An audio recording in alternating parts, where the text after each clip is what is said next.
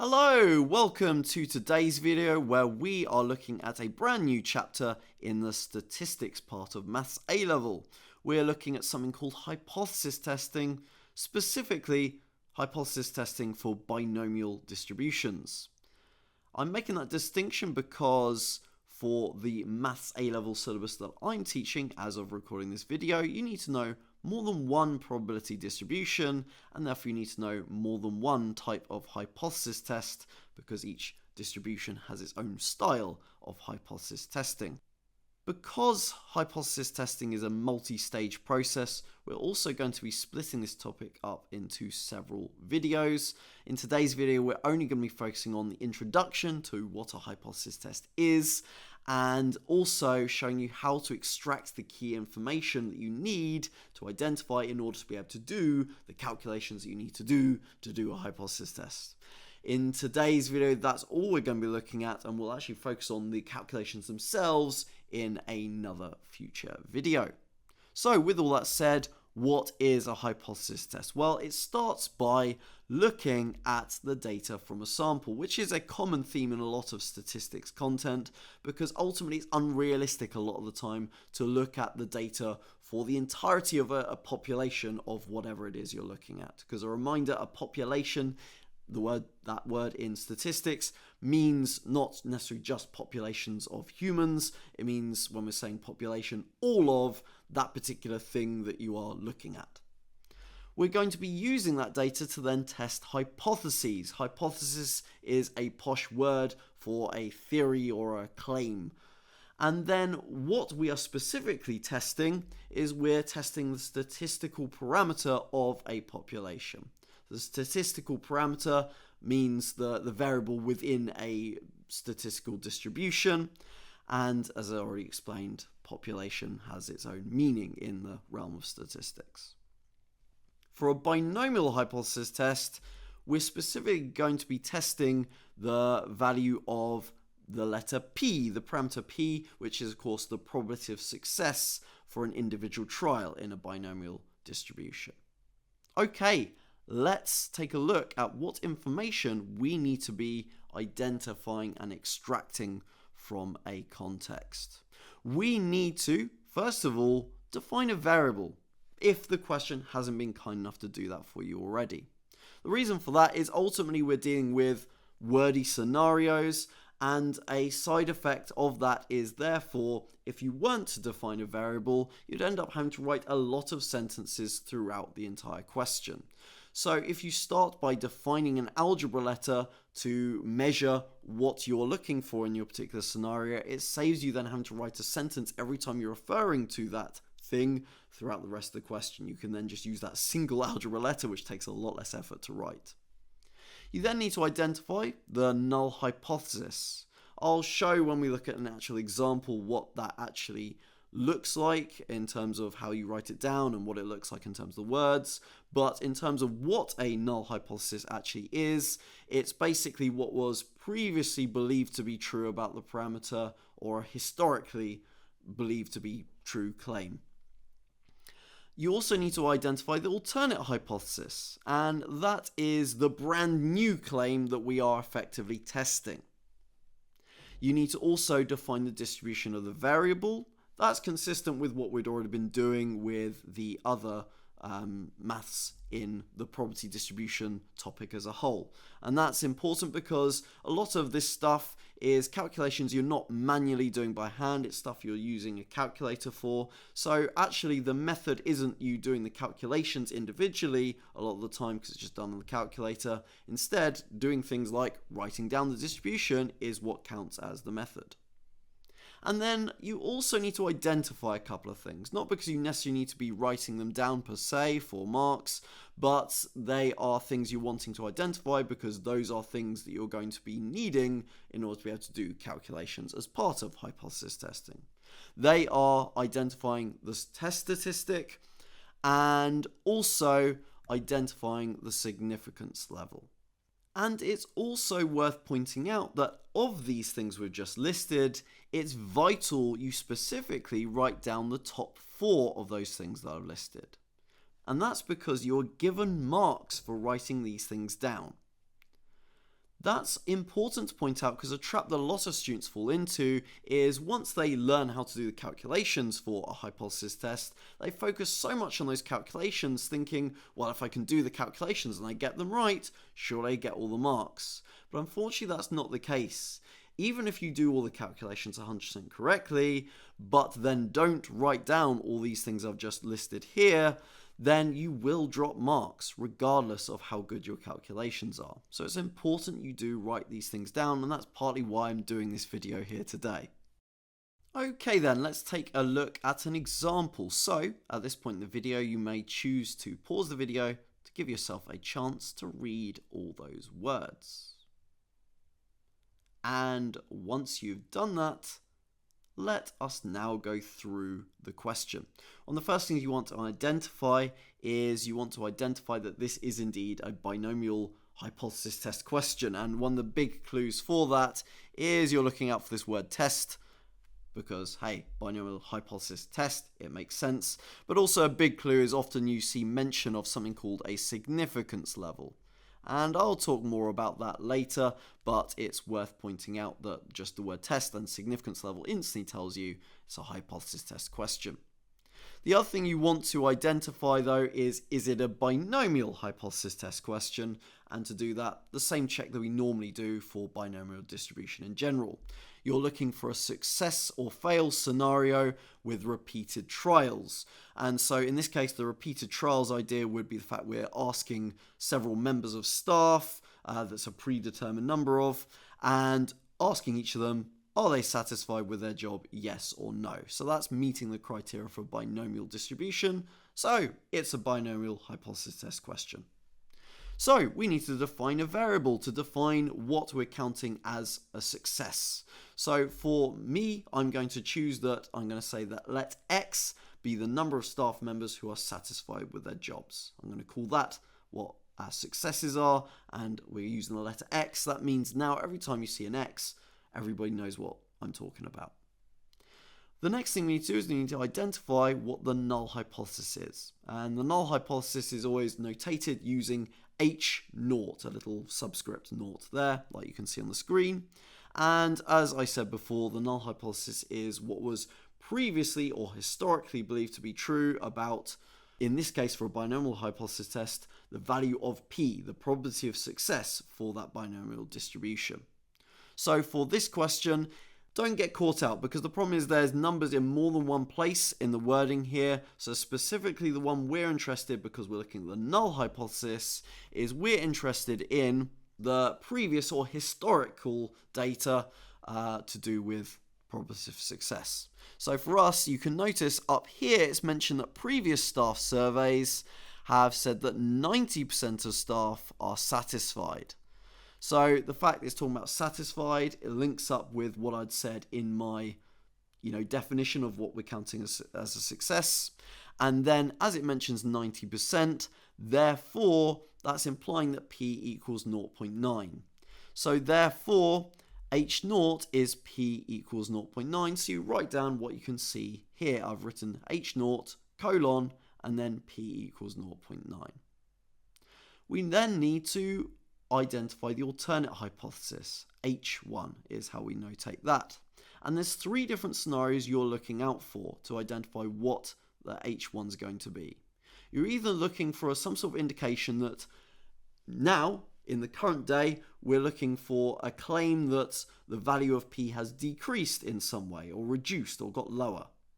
Or you're looking for some indication in the words that somebody thinks that the value of P has increased. Or lastly, the most vague scenario of all is you're looking for some sort of indication in the words that P has changed, which is very unspecific, and we'll look at exactly how to notate that later in one of the other examples. But basically, all of your H1 results are going to be one of these three scenarios. So it's just trying to work out which of the three it is based on the wording in the question. In this particular case, we can read that it's mentioning that Tommy thinks that it's lower, the probability of, or the proportion of people that are satisfied with their job is lower than it was before. So this is the brand new claim, and it is the claim that we're testing, because you mentioned later, it mentions that we're testing Tommy's claim, and this is his claim. He thinks that the proportion is lower now. So therefore, H1 is going to be that P is now less than what it was before. With H1, the number that will be involved in H1 will always be the same number that you used in your H0. All that you're changing is basically what was before an equal sign, and for us, because we're saying it's lower, we use a less than symbol. If it's one of the other scenarios we talked about, then you change that inequality symbol to something else, and again we'll look at that in some other examples. The next thing we need to do is then define the distribution. The key thing you need to know though is that the n in the binomial distribution is decided by the sample size. So for us, it's the sample size of 10. So n is 10 for our binomial distribution. And then the p value is not decided by the fact it says 7 out of 10. That's a common mistake students make. P is always decided by the value of your null hypothesis. So now defining the distribution for our particular question, x will be binomially distributed with n being 10 and p is 0.9. Reiterating that the n is decided by the sample size, p is decided by the value of h0, the historically believed to be true value for p. Okay, those are the 4 things you need to write down to get marks, but then it's also worth mentioning, I said it's a good idea to identify a couple of other things because they're useful and important for the calculations we need to do later. One of those things is the test statistic. That's now where this 7, the number of successes in the sample, comes into play. That's what the test statistic is. Test statistic is the actually observed number of successes that you got from your sample. So therefore for us, x is going to be just 7. Cool. Nice. And then the other thing we need to identify is the thing that I already pointed out earlier, the significance level. So for this question, I'm not going to bother writing it down because there's no interpretation needed there at the moment. It says 5% significance level very clearly, so that's what I need to identify, and therefore I know what I'm dealing with. Cool. So now let's look at a second example. So I'm going to go through this one a bit more quickly. Again, please do pause the video to give yourself a chance to read through these words. But then actually going through it, straight away, define the variable. Let t be the number of tails. As I've already said in a previous video on binomial distribution, this is why it's so important that you define the variable, because this time I've used the letter t rather than the letter x. I'm allowed to do that though, because this is why we define the variable, to let the examiner know what's going on when I mention t. So we don't just have this random letter appearing from nowhere. Then we need to identify h0. What's interesting about this question is, though, I said before, h0 is what was historically or previously believed to be true. But if you read the words, you realize that the question doesn't really give you any indication of what was historically or previously believed to be true. And that does sometimes happen, as you can see with this question. So what you've got to do in those sort of scenarios is, instead of being directly told what was historically or previously believed to be true, you have to use mathematical intuition, mathematical established facts, to realize what you would assume to previously have been true. For instance, in this particular case, we're looking at a coin. And so therefore, unless you're told otherwise, the base assumption would have to be that the coin is fair. So therefore, there is a 1 in 2 chance that the coin will land on either heads or tails. So therefore, the null hypothesis for this case is that h0 is p equals 0.5. Cool. Then h1 is the brand new claim. In this case, we're looking at one of the local teams has started to pick tails every time, as they think the number of tails comes up more often. So that's implying that they think that the probability of getting tails on this particular coin is bigger than 0.5. It's happening more than what was historically believed to be true, or mathematically assumed to be true. So therefore, for this case, h1 is p is greater than 0.5. because it was the opposite of what was true before in the previous example we did, therefore the inequality is the opposite of what we were looking at in that example as well. We then need to define the distribution, and to define the distribution we need to define the sample size, and the sample size was 12.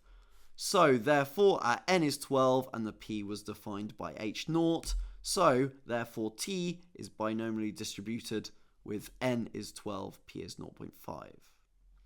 Okay, those are all the things you need to write down for the marks, but again, identifying the test statistic. Test statistic is how many successes were there in the sample, which was 9.